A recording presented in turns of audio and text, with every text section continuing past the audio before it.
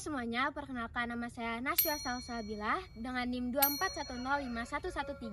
2410511320002 dari program studi agronomi Fakultas Pertanian Universitas Lambung Mangkurat.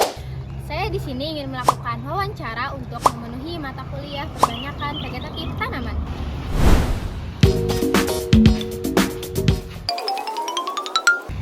Baik Bapak, sebelumnya perkenalkan nama saya Nasya Salsabila. Saya dari program studi agronomi Fakultas Pertanian Universitas Lambung Mangkurat.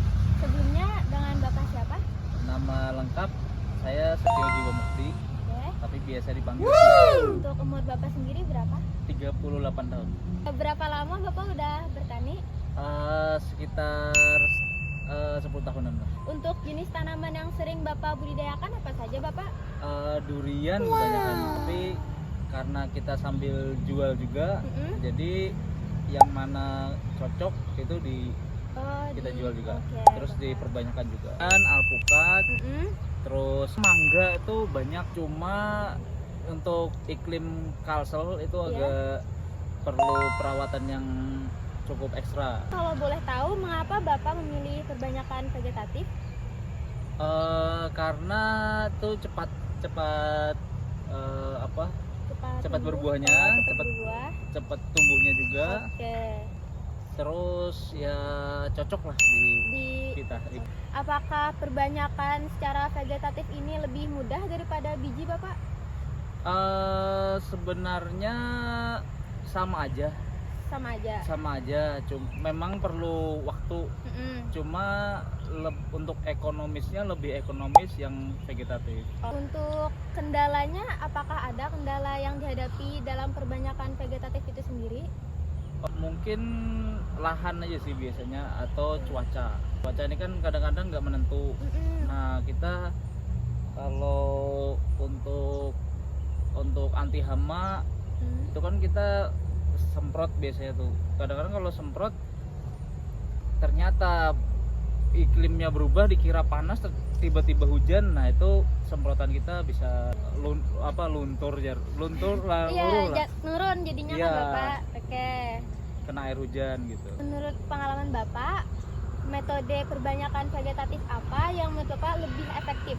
Sebenarnya kalau untuk lebih hemat, itu lebih hemat yang sambung mata, okulasi. Soalnya dalam satu tangkai itu, misalnya kayak gini, satu tangkai ini bisa dapetin matanya tuh banyak. Tapi kalau kita misalnya sambung pucuk, itu bisa, tapi paling 1, 2, 3, apalagi cangkok.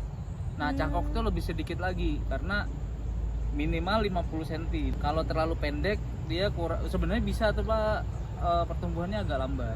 Tapi untuk pembuahan, kalau untuk lahan yang sempit sama di pot aja itu biasanya cangkok.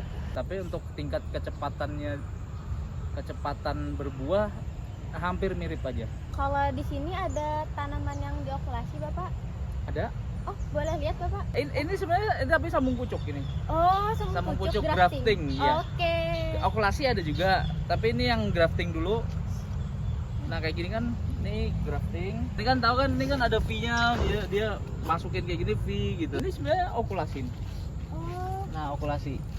Ini sebenarnya di sini ada nih batang bawahnya ke atas, cuma karena ini sudah kalau dipertahankan kadang-kadang tumbuh daun dia. Karena kita ngambil yang unggulnya, jadi dibuang yang batang bawah. Kadang-kadang dua dia bisa kalah yang ini, yang sambungannya ini. Ini cepedak. Kalau rambutan, nah ini rambutan. Atasnya ini batang bawahnya sambung.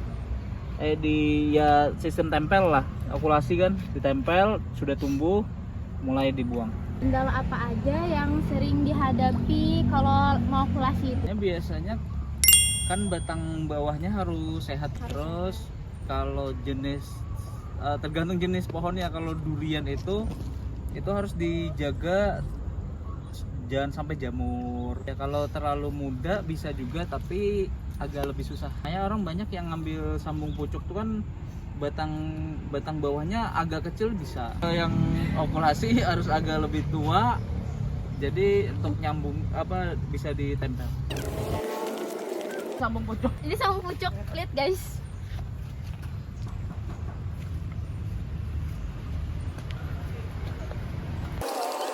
Boleh dijelaskan Kak Bapak buatnya? Yang pasti siapin bijinya, Mm-mm. sudah siap, sudah cukup, batangnya cukup besar tapi jangan terlalu tua ya. Cari yang pohon induk, misalnya durian, pohon induk durian yang sudah berbuah yang bagus ya.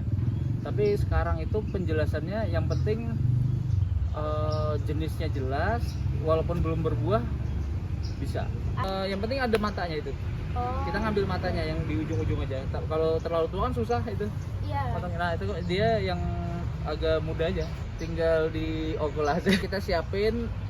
Kalau bisa sih habis dipotong itu harus segera disambung. Kalau bisa disungkup pakai plastik supaya dia nggak kena angin. Ya itu kalau angin kan cepat kering dia. Jadi disungkup, tapi jangan terlalu rapat banget, nanti kan air nggak keluar.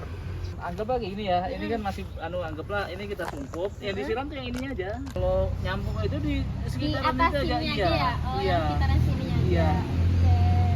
Itu tapi nyiramnya pun jangan terlalu juga, kalau terlalu basah banget nanti becek kan bisa busuk akarnya. Terus naung, terus ada sungkup. Kalau terbuka biasanya lukanya itu kena hujan malah nggak nyambung nanti. Banyak kan gagal sih. Untung-untungan kalau jadi ya itu, soalnya kan kena hujan kan. Iya. Bayangin kita luka disambungin kan antar getah itu kan kena kulitnya itu. Nah tersambungnya itu kan karena getah. Kalau getahnya tercampur air, jadi kan getahnya malah luntur ke bawah terus tuh. Penting antara getah batang bawah sama kulit yang kita ambil dari indukan, yang lukanya itu harus tersambung, saling tersambung.